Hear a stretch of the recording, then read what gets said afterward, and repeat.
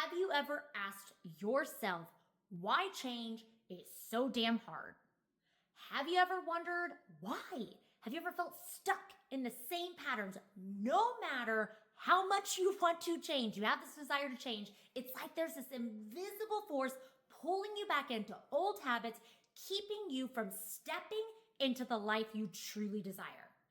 You know you want to grow, you know you want to heal, you know you want to change, you know you want to live a more aligned life, but something keeps you stuck. Yes! It feels heavy, like quicksand, and no matter how much you do or try, you just can't seem to move forward.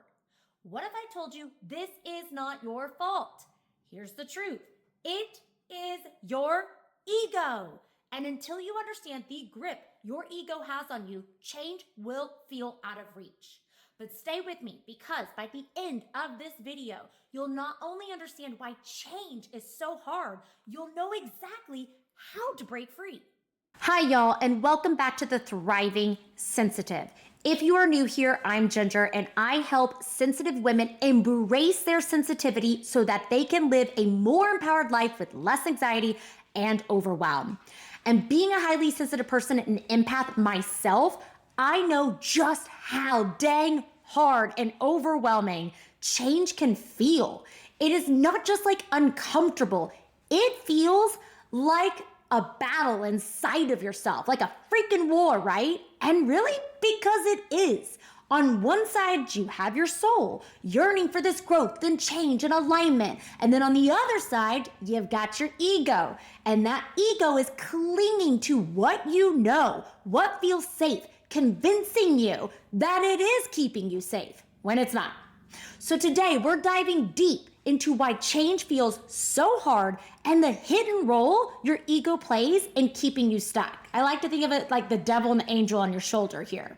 So we're gonna talk about how your ego creates stories that block your intuition, why it reacts the way it does, and how you can learn to reel your ego back in. I'm also going to share a personal story about how a single moment in third grade, shaped my ego story and held me back for decades, and how I finally broke through and rewrote it. So by the end, you're gonna understand your ego and you'll have practical tools to move past it.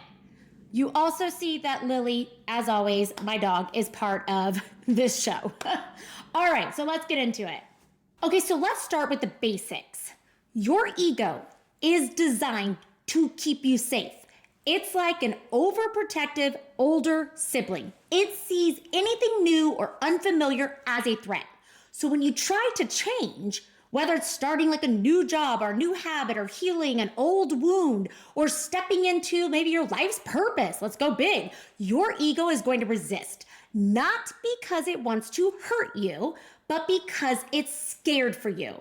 And for highly sensitive souls, this resistance can feel even stronger. We're already wired to notice like everything around us, right? Like these subtle changes in emotions and energy. So when your ego kicks in, it can feel like an internal battle, an internal storm, and anxiety and overwhelm and self-doubt comes just like flooding and roaring in like, rah! That's your ego trying to protect you, to keep you in your comfort zone. But here is the thing, y'all. Comfort isn't the same as safety. The comfort zone might feel familiar, but it's also the place where growth goes to die. Your ego doesn't understand that though. It is stuck in survival mode, clinging to the old stories that were created, again, to protect you. So often this is from trauma or pain, and these stories are powerful. They don't just shape how you see yourself, they determine how you show up in the world. They can hold you back in huge ways that you don't even realize. So for example, I used to believe one of these stories for years. Like, I'll share how it shaped my life in just a moment. But before we dive into that, let's talk about why your ego clings to these stories so tightly and how it blocks your intuition and the process. And in the process, it stops you from changing. So your intuition is that quiet voice that knows what's right for you. We've talked about this, but your ego is loud and insistent and driven by fear. When your ego takes over, it creates a wall between you and your intuition. Instead of trusting yourself, you get stuck in overthinking, ruminating, self-doubt, replaying the same story over and over and over and over again. It is exhausting, right? So for sensitives, this is often where we feel trapped. The ego keeps us in survival mode where everything feels overwhelming. Our nervous system gets stuck in overdrive, fight, flight, freeze. That's where that comes in, that survival mode. And in that state, it's hard to imagine change is even possible. It's hard to respond versus react, right? Okay, so for me, one of the most powerful ego stories started in third grade, y'all. Third grade. I struggled with math, and one day my teacher called me stupid because I did not understand a math problem. It was a word problem. I remember every moment. That moment planted a seed in my head that I am stupid, I'm bad at math, I'm not good enough, I'm not smart enough. It didn't matter that I have, like, in my life, a bachelor's, a master's, double majors, cum laude, climbed the ladder in the corporate world, always put into leadership roles since I was like 17 years old in my jobs. It didn't matter. But to me, I was stupid. I always said, nope, it was just luck. For years, that story shaped how I saw myself. I mean, I avoided things that had anything to do with numbers. Job opportunities, conversations, I would shut myself down. When I started a business, I told myself I couldn't do this, I couldn't go for it because I am stupid at math. So I am not smart, I will fail. I'm not good at math, I will fail, I'm not smart enough.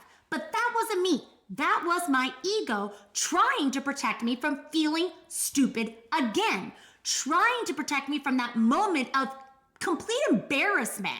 In third grade, someone can ask me literally a math problem to this day as simple as 2 + 2, and my mind will go blank, completely blank. I know what 2 + 2 is, but I will go into shutdown mode. That is how much that one comment from that teacher shaped my life and shaped my experience. You are probably thinking right now of an experience that has sat with you and has stuck with you as well. Guys, one moment, one thing, one sentence that teacher told me shaped my life up into my 30s. What? That is how much the ego can literally take control of your life and stop you from changing and going after the things you want. So how do you dissolve your ego's grip on you? How do you move from living in fear and overwhelm, which is again your ego, to living in alignment and more flow? I'm gonna share some powerful tools in just a minute. But first, it's important to explore and know how to recognize when your ego is in control and when your ego is showing up. So your ego often shows up in very predictable ways. Here are some signs your ego might be running the show.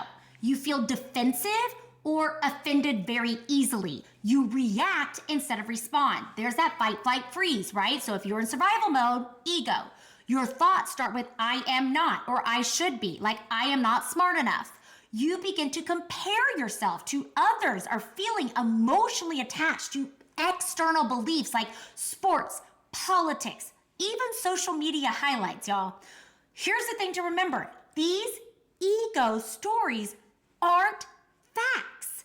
They are interpretations based on old traumatic wounds, like I am not smart at math.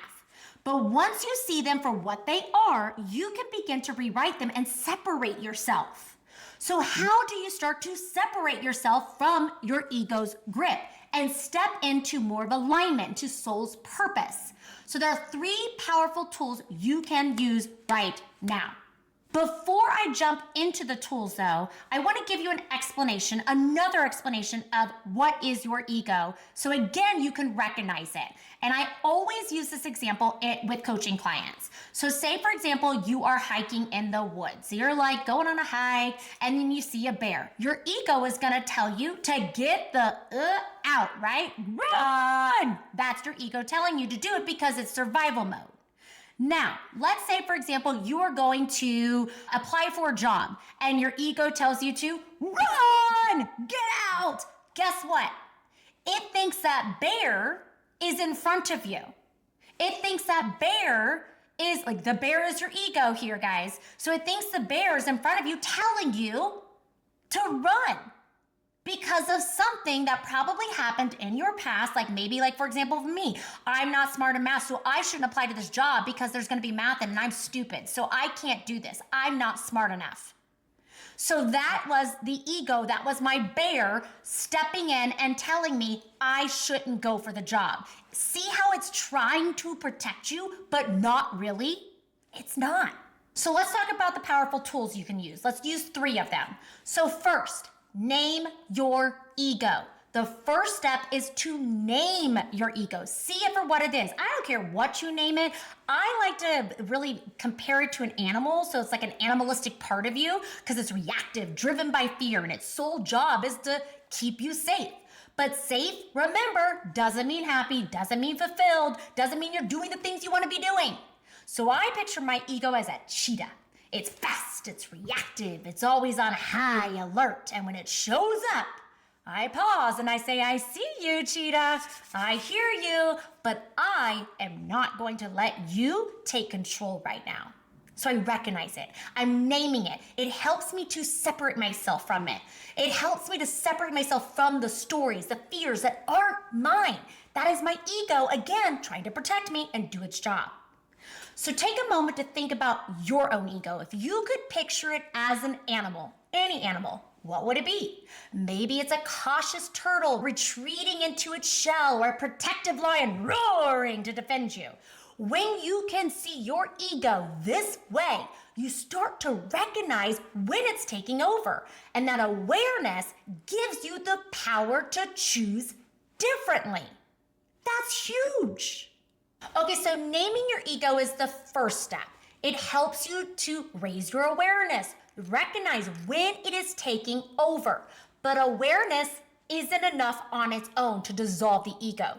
The next step is to understand the stories your ego is telling you. Dive into those stories. These stories feel so real because it's something you've been through and you've experienced it for so long. But here's the truth. They're not facts. They're just stories. The moment you realize that they are stories, you take back control and take the power away from the story.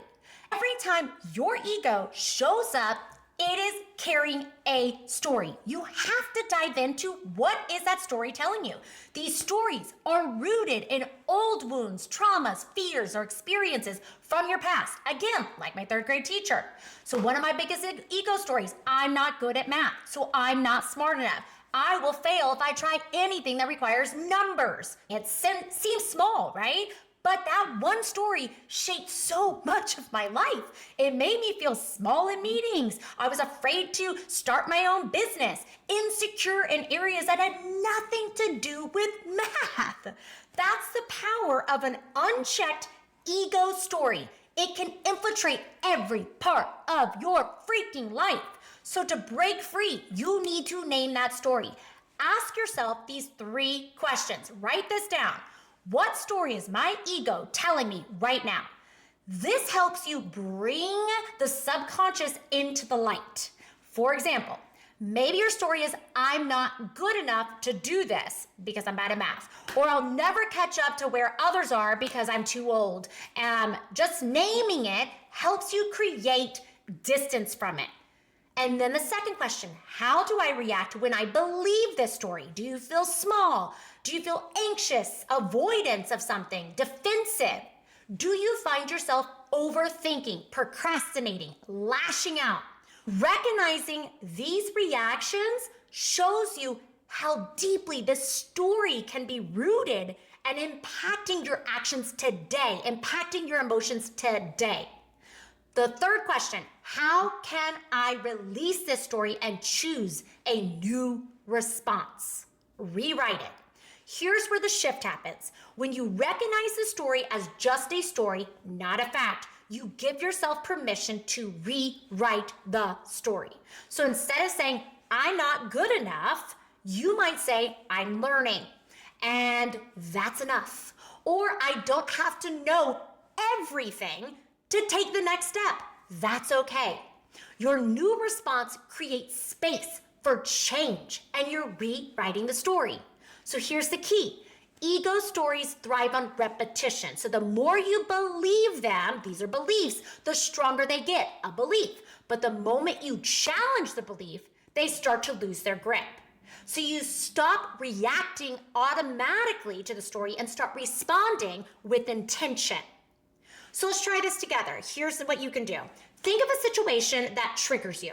A moment where you feel fear, doubt, overwhelm. Now, name the story your ego tells you in that moment. Maybe it's, I'm not worthy of this, or I'll never be successful. Write it down. Then write how you react when you believe that story. Do you shrink back?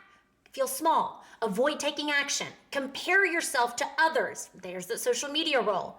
Finally, rewrite that story in a way that feels empowering to you. So for example, instead of I'm not worthy, try I am capable of learning and growing, and my worth isn't tied to this outcome. This exercise takes practice, but over time you'll start to catch your ego stories in real time.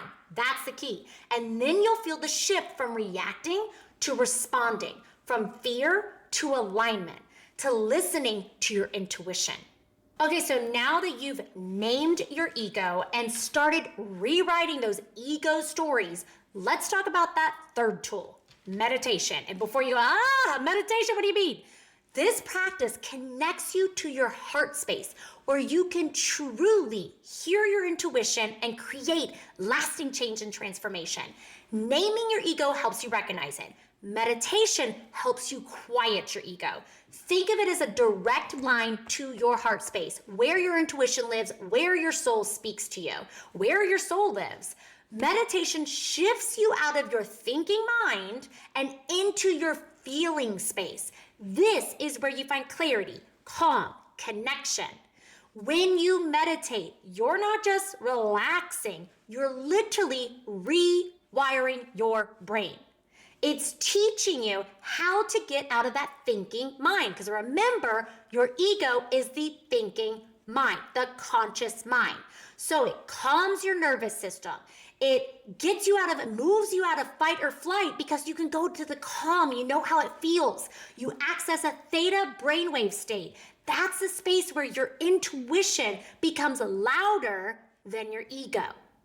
You don't need hours of sitting and going, when you're meditating. 5 minutes, 3 minutes, start with 2 minutes. I don't care. Doing this every day can make a huge impact in your life. Start small. Sit quietly. Focus on your breath. Imagine awareness dropping down into your heart space, into your heart center. And with time, you're going to notice that your thoughts will begin to quiet and your connection to yourself will deepen. And for sensitives like us, meditation is not just like a nice tool to utilize. It's a lifeline. It gives you the tools to pause, to listen to your higher self, to respond to life instead of reacting from a place of fear and overwhelm. So when you move from an ego space to a heart space, everything changes. You stop reacting, start responding, you stop living in fear, and you start living more in alignment. And the best part is that you step into the highest version of yourself, the version you're meant to be. So this is why you meditate, because meditation is going to teach you how to stop that thinking mind and go into that quiet, into the calm, into the responding versus reacting. That is why we meditate. So in the moments where it is really chaotic, you know how it feels to connect back to that space. You will never know how to connect back to that space unless you start to practice it. So what story is your ego telling you right now? I want to know. Tell me in the comments. Let's do this together. Let's rewrite your ego stories. If you found this video helpful, hit the subscribe button, hit that notification bell so you never miss a video, and together, Let's learn how to thrive beyond our ego and live as a fully empowered, sensitive person, a sensitive soul. I am sending you so much light, love, and beautiful energy. I hope you have a fantastic day. Thank you for being here.